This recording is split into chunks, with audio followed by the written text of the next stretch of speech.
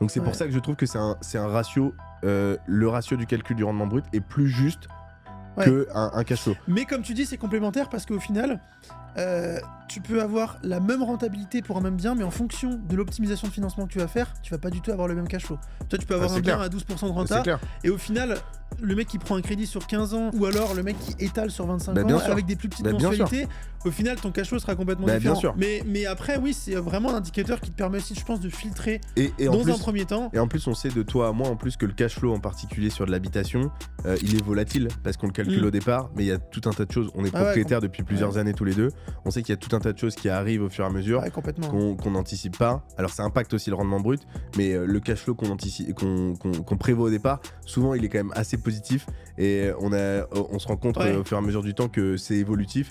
Il y a un ballon d'eau chaude qui pète qu'on n'avait pas prévu, il y a du parquet à changer, j'en sais rien, il y a tout un tas de petites choses qui viennent au fur et à mesure.